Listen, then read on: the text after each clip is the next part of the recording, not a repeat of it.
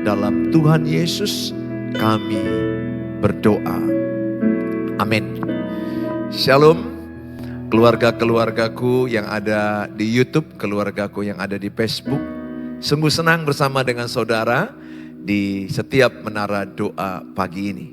Kami selalu mendoakan saudara dan khususnya saya pribadi selalu memikirkan dan mendoakan dan selalu memberi support baik melalui konseling sebisa saya karena semakin banyak orang yang konseling di WA 0811637347. Semampu saya akan bisa konseling baik melalui chat atau bisa melalui call atau video call.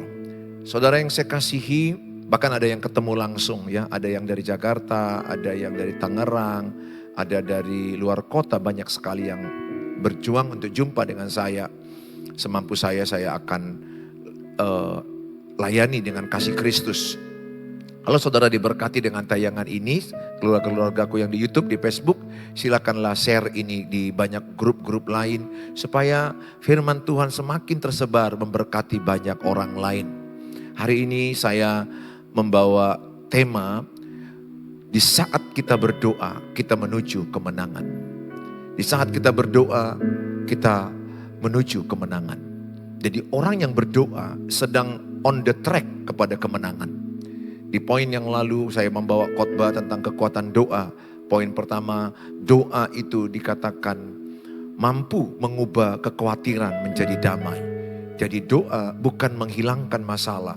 Doa bukan membuat kita tidak punya masalah, tapi doa membuat kita mendapat kekuatan baru.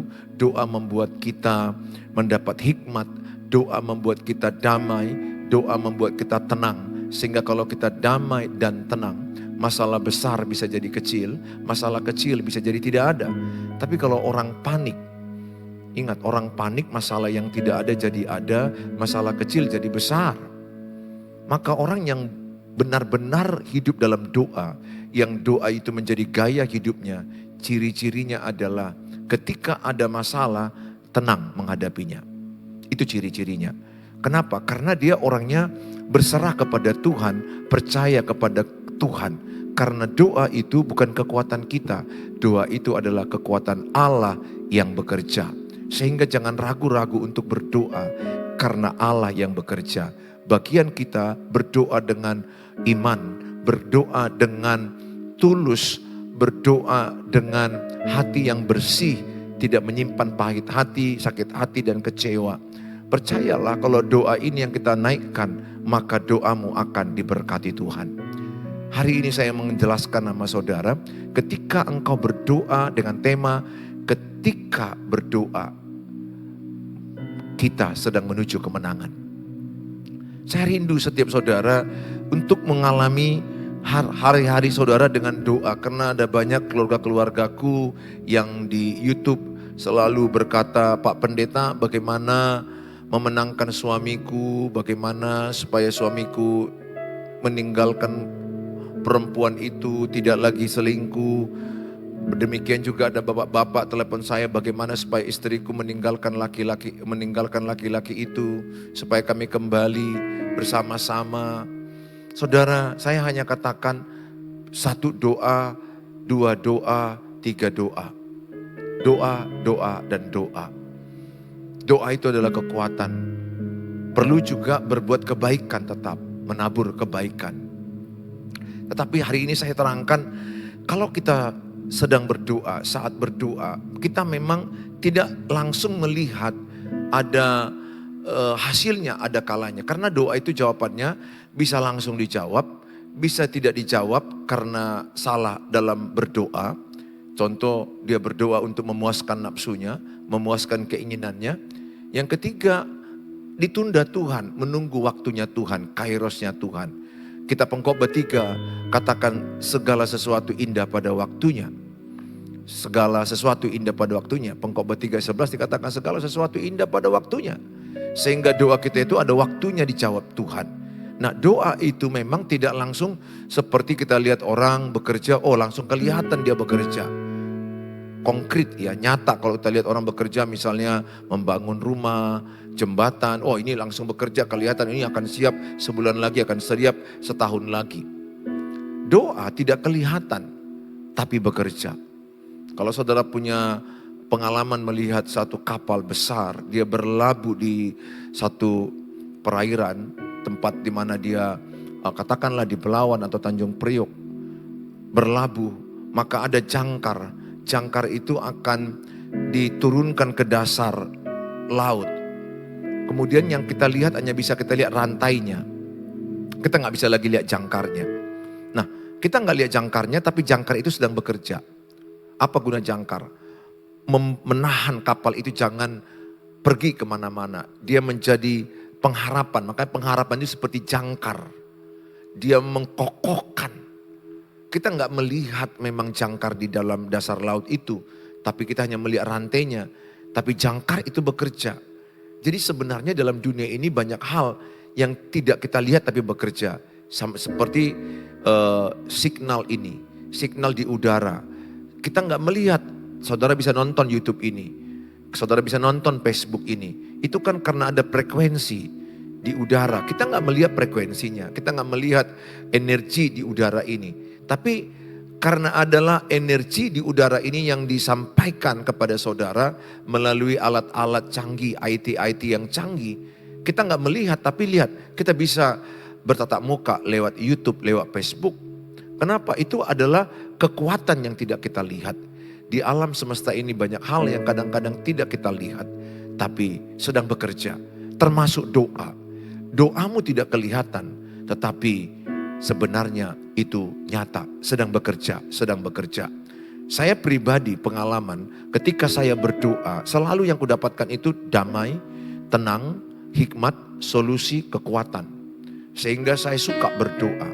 Saya suka berdoa. Saya senang berdoa karena aku tahu saya diuntungkan kalau berdoa. Bukan karena berkat-berkat itu saja, tapi saya merasa semakin hari makin serupa dengan Kristus. Dengan siapa kita bergaul, maka kita akan serupa dengan Dia. Kalau saya bergaul dengan Tuhan Yesus, maka sifat Tuhan Yesus semakin sama dengan saya. Cara pikir saya, kata-kata saya, perbuatan saya, keputusan saya, cara saya memimpin. Semakin hari saya merasa sedang menuju kepada arah Kristus. Kenapa? Karena saya bergaul karib dengan Tuhan Yesus. Saya tidak melihat hasilnya langsung, tapi saya bisa merasakan di dalam hidup saya, di dalam hati saya, ada hati Yesus yang bertumbuh dalam hidup saya. Sehingga pesan khotbah hari ini, kalau kita lihat dalam Keluaran 17 ayat 11,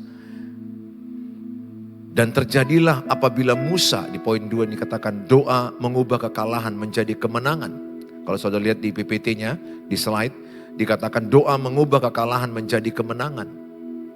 Dan terjadilah apabila Musa mengangkat tangannya, lebih kuatlah Israel. Tetapi apabila ia menurunkan tangannya, lebih kuatlah Amalek. Musuh, Amalek itu musuh orang Israel. Nah saudara, ketika tangan Musa terangkat, apa yang terjadi? Di lembah itu ada Yosua, muridnya daripada Musa. Dengan pasukan Israel berperang melawan orang Amalek. Ketika angkat tangan Musa, maka Yosua dengan pasukannya menang. Ternyata Musa pun mengalami keletihan karena seharian mereka berperang. Begitu nggak gampang kita angkat tangan sebentar aja kita kan udah capek ya. 5 menit aja kita angkat tangan udah capek begini. Apalagi 1 jam, 2 jam, 10 jam. Itu capek sekali tentunya. Gaya gravitasi bumi setiap massa akan jatuh ke bawah. Maka apa yang terjadi? Musa keletihan, kadang-kadang turun. Ketika turun, maka Yosua dengan pasukan Israel kalah. Orang Amalek yang menang. Jadi yang menentukan kemenangan Yosua dengan pasukannya adalah tergantung doa yang dipanjatkan oleh Musa. Nah, Musa punya tim, Musa punya pendukung, support system. Harun dan Hur. Harun dan Hur sebelah kanan kiri. Mereka mengangkat tangan Musa. Ketika Musa sudah keletihan, maka ada Harun dan Hur menopang tangan mereka. Terangkat kembali, maka Yosua menang. keletihan kembali, Yosua kalah. Diangkat kembali, maka Israel menang. Puji Tuhan, diakhiri dengan kemenangan karena Musa berdoa mengangkat tangan.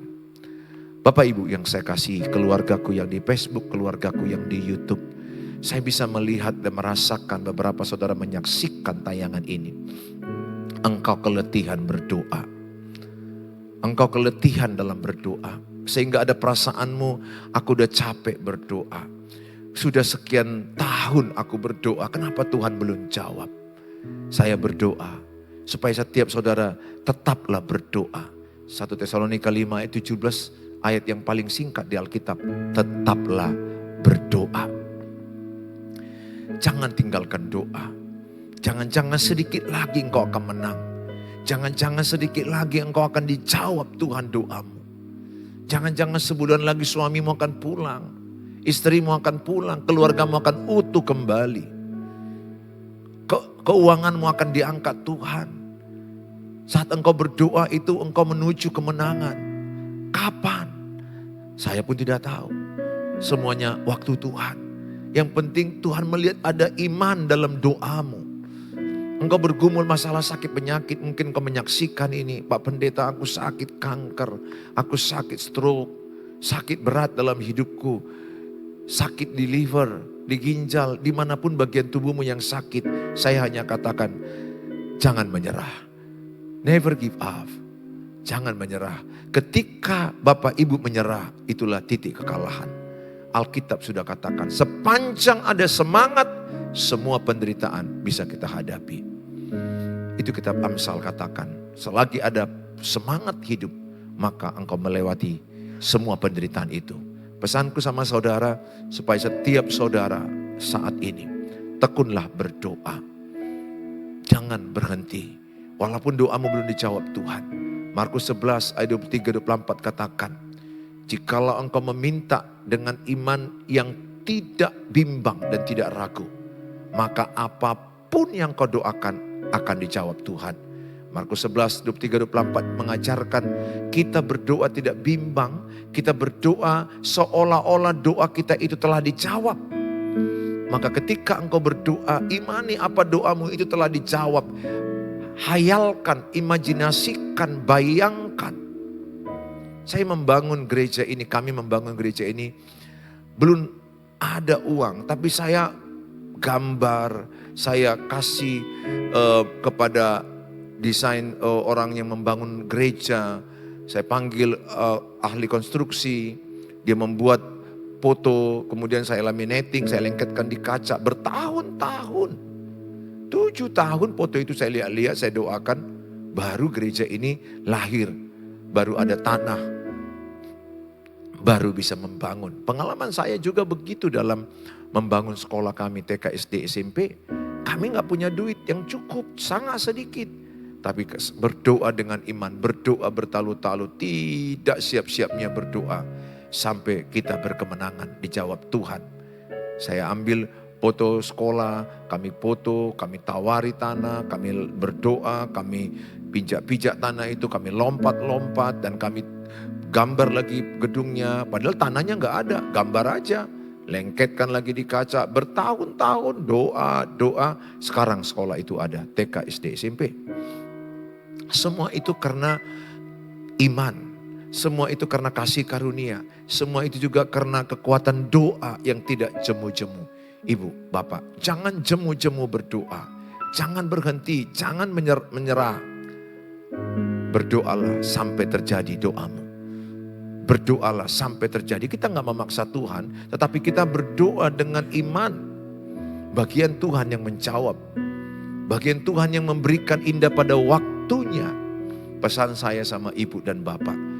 Mungkin engkau keletihan menata rumah tanggamu. Keletihan menata pernikahanmu. Bawa dalam doa. Semua keluargaku yang di YouTube, di Facebook selalu bertanya, berapa lama lagi? Sudahlah, pertanyaan itu gak usah kau tanya lagi, berapa lama lagi? Gak ada yang tahu. Itu hanya Bapa yang tahu. Kita pun gak tahu kapan Yesus datang. Hanya Bapa yang tahu. Berapa lama lagi saya pun gak tahu, dirimu pun tidak tahu, siapa pun tidak tahu. Kita hanya berserah, berdoa dengan iman. bagian kita lakukan, Tuhan melakukan bagiannya. Oleh karena itu saya akan menerangkan sedikit bagaimana perumpamaan di Alkitab, yaitu di Alkitab dikatakan perumpamaan tentang hakim yang tak benar. Ayat 1 Lukas 18 ayat 1, Yesus mengatakan suatu perumpamaan kepada mereka untuk menegaskan bahwa mereka harus selalu berdoa dengan tidak jemu-jemu, berdoa dengan tidak bosan-bosannya, berdoa dengan tidak stop-stopnya, berdoa terus, itu maksudnya. Terus berdoa, terus berdoa, terus berdoa. Jangan stop. Itu maksud Tuhan Yesus. Terus berdoa, terus berdoa, terus berdoa. Kita nggak tahu kapan dijawab, tapi terus berdoa, terus berdoa, terus berdoa. Imani, nikmati doa itu. Karena doa itu hubungan pribadi dengan Tuhan. Percaya, ketika engkau berdoa ada kekuatan, ada jawaban Tuhan yang membuat engkau mendapat hikmat dan solusi. Saya menggembalakan gereja, banyak persoalan. Hidup pernikahan banyak persoalan. Hidup berkeluarga banyak persoalan. Hidup berusaha pun ada persoalan. Bapak ibu kerja pun pasti ada masalah. Tapi ketika Bapak ibu berdoa, tidak ada masalah yang tidak dijawab Tuhan. Allah kita Allah yang hidup. Dia sanggup bicara di hati kita. Allah itu bisa bicara sampai sekarang. Allah itu bersuara. Allah itu berkata-kata. Apakah suara Allah? Alkitab. Alkitab itu suara Allah. Alkitab itu suara Tuhan. Maka kalau saudara membaca Alkitab, itulah suara Tuhan. Alkitab yang atau firman yang saudara baca itu, Roh Kudus akan bisikkan di hatimu. Makanya banyak baca firman. Supaya nanti suara Tuhan itu bergeming di hatimu ketika ada masalah. Ketika ada persoalan, suara Tuhan itu yang menguatkan. Suara Tuhan itu yang menghiburkan. Suara Tuhan itu yang menolong. Suara Tuhan itu yang memberi solusi. Suara Tuhan itu menguatkan dirimu. Bukan suara yang lain. Saya begitu. Apapun masalah saya bawa sama Tuhan. Kalau saya sudah bawa sama Tuhan, Tuhan bicara di hati saya, masalah saya bisa hadapi. Tidak ada masalah yang tidak bisa kita hadapi bersama Tuhan. Alkitab sudah katakan pencobaan-pencobaan yang kita alami tidak melebihi kekuatan kita. Itu janji Tuhan. Itu artinya kita lebih kuat dari masalah kita. Pesanku Bapak Ibu, datang kepada Tuhan. Bukankah Matius 11 ayat 28 katakan, marilah kepadaku yang letih, yang lesu, berbeban berat, maka aku akan berikan kelegaan kepadamu. Datang kepada Tuhan Yesus, pasti ada kelegaan. Bukan masalahmu tidak ada, tapi ada kelegaan, ada kedamaian, ada ketenangan, ada hikmat, ada solusi, ada kekuatan. Maka saya tergila-gila tanda kutip datang ke Tuhan. Saya suka di hadirat Tuhan. Saya suka menyembah, saya suka dengar firman Allah. Karena itu sumber kehidupan dalam hidup saya. Bukan aku anti kita pergi ke mall, anti nonton, anti pergi ke Bali. No. Sesekali saya pergi. Tapi jauh lebih daripada itu. Saya lebih suka di hadirat Tuhan. Apa kata Daud? Lebih baik satu hari di pelataran Tuhan daripada beribu hari di tempat lain. Ada apa di pelataran Tuhan? Kenapa Daud seorang raja bilang lebih baik satu hari di pelataran Tuhan? Karena di pelataran Tuhan itu ada hadirat Tuhan. Hadirat Tuhan itu membuat engkau damai, tenang, kuat, refresh, healing. Healing yang terbaik bukan di luar. Healing terbaik di hadirat Tuhan. It's good sekali-sekali pergi ke Bali, ke Brastagi, ke Danau Toba. Very good. Silakan ke Eropa kalau ada berkat. Tapi lebih daripada itu, di hadirat Tuhan, healing yang terbaik. Oleh karena itu kalau engkau keletihan, datang ke hadirat Tuhan. Karena itulah tempat healing, tempat kesembuhan yang paling baik di hadirat Tuhan. Engkau datang, engkau bisa curhat, engkau bisa menyembah, bisa nangis, bisa bermohon. Begitu enak di hadirat Tuhan. Seperti hubungan anak dengan Bapa. Bukan seperti memang hubungan Bapa dengan anak. Sehingga kita gak perlu takut salah berdoa. Ya salah Tuhan akan tuntun kita. Tuhan akan tolong kita. Saudara yang saya kasihi, saya teruskan Lukas 18 ayat 2. Katanya dalam sebuah kota ada seorang hakim yang tidak takut akan Allah. Dan tidak menghormati seorang pun. Di kota itu ada seorang janda yang selalu datang janda ini kepada hakim itu. Dan berkata, belalah hakku terhadap lawanku. Beberapa waktu lamanya hakim itu menolak janda itu. Tetapi kemudian ia berkata dalam hatinya, walaupun aku tidak takut akan Allah dan tidak menghormati seorang pun, hakim itu, hakim lalim, tidak menghormati Allah, tidak takut akan Allah, tidak menghormati siapapun. Ayat 5, namun karena janda ini menyusahkan aku, baiklah aku membenarkan dia supaya jangan terus saja ia datang dan akhirnya menyerang aku. Janda itu tidak jemu-jemu datang, tidak stop, dia datang terus, dia datang terus, dia datang terus. Sampai hakim itu merasa terganggu. Ayat 6, kata Tuhan, camkanlah apa yang dikatakan hakim yang lalim itu. Hakim itu akhirnya membela janda itu, membenarkan janda itu, menolong janda itu. Ayat 7, tidakkah Allah akan membenarkan orang-orang pilihannya yang siang malam berseru kepadanya? Dan adakah ia mengulur-ulur waktu sebelum menolong mereka? Aku berkata kepadamu, ia akan segera membenarkan mereka. Akan tetapi jika anak manusia itu datang, adakah ia mendapati iman di bumi ini? Jadi doa kita itu yang penting imannya. Doa panjang pun kalau nggak ada iman nggak ada guna. Doa itu yang penting, kekuatan doa itu ada iman. Iman itu artinya percaya kepada kekuatan Tuhan. Saudara yang saya kasihi, Tuhan Yesus memberikan perumpamaan. Seorang janda yang terus menerus minta kepada hakim supaya belalah aku, belalah aku, belalah aku. Hakim ini tidak hormat Tuhan. Hakim ini tidak menghormati siapapun, tidak takut siapapun. Tapi karena tiap hari janda ini datang, Tuhan Yesus bilang, hakim yang lalim itu aja pun membela hak janda ini. Karena dia tidak menyerah, karena dia datang terus. Maka Tuhan katakan, masa aku tidak lebih baik dari hakim itu? Kalau engkau datang berdoa terus, meminta terus dengan iman, percaya, berserah kepada Tuhan. Berserah itu artinya, kalau saya katakan berserah, maka handphone ini tidak saya genggam lagi. Handphone ini saya kasih, ini berserah. Saya serahkan, nah saya tidak ada lagi dipegang handphone ini. Saya sudah serahkan kepada seseorang. Artinya apa? Masalahku udah kuserahkan kepada Tuhan, enggak kugenggam lagi. Masalahku sudah kuserahkan. 1 Petrus 5 ayat 7 dikatakan, serahkanlah segala kekhawatiranmu kepada Tuhan, sebab Ia memelihara engkau. Filipi 4 ayat 6 dikatakan, berdoalah, berserahlah kepada Tuhan, serahkanlah segala ketakutanmu, kekhawatiranmu kepada Tuhan dengan doa ucapan syukur. Jadi Tuhan minta kepada kita, jangan genggam ketakutanmu. Jangan genggam suamimu, jangan genggam istrimu, jangan genggam keuanganmu, jangan genggam kebencianmu, jangan genggam keinginanmu, jangan genggam harapanmu. Serahkan kepada Tuhan. Serahkan.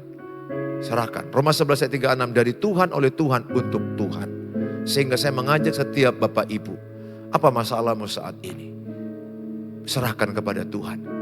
Kalau udah serahkan, ya sudah, biar Tuhan ambil alih. Bagianmu kerjakan yang baik. Kalau saudara sebagai ayah, jadi ayah yang baik. Jadi suami yang baik. Kalau engkau istri, istri yang baik. Istri yang benar. Ibu yang benar. Kalau saudara bekerja, bekerja yang benar. Jangan nganggur. Jangan bermain-main waktu kerja. Sungguh-sungguh rajin, disiplin. Bekerja untuk Tuhan. Bukan bekerja untuk dilihat orang. Bekerjalah untuk kemuliaan Tuhan. Kalau Bapak Ibu melakukan bagianmu benar dan hidup dalam kebenaran, Yakobus 5 ayat 16 dikatakan, doa orang benar sangat besar kuasanya. Jadi kalau cara hidupmu benar, doamu ada iman, berdoa terus, serahkan sama Tuhan, lakukan bagianmu, ya sudah, serahkan sehingga beban pikiranmu tidak terlalu terbebani. Bagianmu sudah engkau lakukan. Kapan suamiku pulang? Bu, gak ada yang tahu kapan suamimu pulang. Ibu hanya berdoa, serahkan ke Tuhan, dan peranmu sebagai istri tetap lakukan yang baik. Sekali-sekali WA, apa kabar papa? Aku mengasihimu, jangan lupa makan, jaga kesehatanmu. Roh Kudus bekerja kepada suamimu yang mungkin pergi dengan yang lain, sehingga kekuatan doamu itu dijamah Tuhan, dan suamimu tiba-tiba pulang mencari engkau. Begitu juga kalau istrimu yang lari. Sehingga istrimu itu akan meninggalkan laki-laki itu, akan kembali kepada suami, kepada suaminya, kepada anak-anak. Karena banyak sekali sekarang rumah tangga yang hancur. Karena perselingkuhan, karena orang ketiga, anak-anak korban. Saya katakan, jangan tanya kapan. Jangan lagi tanya kenapa ini ku alami, jangan. Tapi katakanlah, Tuhan, apa rencanamu di balik masalah ini? Apa tujuanmu di balik yang kuhadapi ini? Apa yang harus kuperbaiki dari masalah ini? Evaluasi apa yang perlu dalam hidup saya lewat cerita penderitaan pahit hidupku. Jadi jangan lewati penderitaan pahitmu hanya begitu saja. Harus ada pelajaran. Karena setiap masalah, setiap penderitaan itu ada pelajaran Tuhan dalam hidup kita. Pesanku Bapak Ibu, kita sama-sama berjuang saat ini. Tidak ada yang bebas dari penderitaan. Semua kita punya persoalan. Serahkan hidupmu kepada Tuhan. Jangan jemu-jemu berdoa. Tuhan pasti akan bela. Tuhan pasti akan tolong. Ingat Pengkhotbah 3 ayat 11. Semua indah pada waktunya. Tuhan Yesus memberkati. Saya ajak semua sekali lagi. Setiap saudara yang terberkati dengan tayangan ini. Saudara terlibat membagi firman Allah. Dengan cara gunakanlah HP-mu. Share-lah kepada keluarga. Share-lah di grup-grup sosial mediamu. Facebook, di TikTok, Instagram, saudara bisa menyebarkannya lewat sosial media. Tuhan Yesus memberkati kita semua. Mari kita berdoa. Bapa di sorga, dalam nama Tuhan Yesus, kami berdoa bagi semua umat-Mu yang menyaksikan tayangan ini. Ada di antara mereka yang letih dalam berdoa. Ada yang mereka sudah mulai capek ikut Tuhan. Mereka letih menantikan jawaban Tuhan. Hamba-Mu berdoa, turunlah kasih karunia-Mu bagi mereka. Turunlah rahmat-Mu, kebaikan-Mu, pertolongan-Mu, kekuatan-Mu bagi mereka. Sehingga setiap mereka yang lagi susah dalam menghadapi rumah tangga, susah dalam menghadapi keuangan, menderita dalam kesakitan fisik atau jiwa yang tertekan. Hamba-Mu berdoa dalam Tuhan Yesus. Buatlah umat-Mu tetap datang padamu. Tekun berdoa, terus berdoa, tidak jemu-jemu. Sebagaimana janda ini terus berdoa, tidak jemu-jemu mendatangi hakim yang lalim. Dan hakim yang lalim itu membela haknya. Kami percaya Engkau Bapa lebih baik dari hakim yang lalim itu. Engkau mengerti hati kami, Engkau mengerti penderitaan kami, Engkau mengerti kesusahan kami, Engkau mengerti persoalan kami. Di dalam nama Tuhan Yesus, berilah semangat doa kepada kami. Berilah hati yang rindu berdoa, rindu menyembah, rindu melayani Tuhan, rindu hadirat Tuhan. Sehingga kami bangun pagi berdoa, siang hari bisa berdoa, malam hari bisa berdoa. Hamba-Mu berdoa, biarlah semua yang menyaksikan tayangan ini, yang lemah dikuatkan, yang susah dihiburkan, yang sakit disembuhkan, yang putus asa memberikan semangat yang baru. Kami serahkan dalam tangan-Mu Tuhan, semua keluarga-keluargaku yang di Facebook, keluargaku yang di YouTube, berkat kasih karunia Tuhan memberkati-Mu sekarang sampai selama-lamanya. Di dalam nama Tuhan Yesus, yang percaya katakan amin, amin. Tuhan Yesus memberkati saudara. Sampai ketemu di waktu yang akan datang. Tetaplah berdoa. Shalom.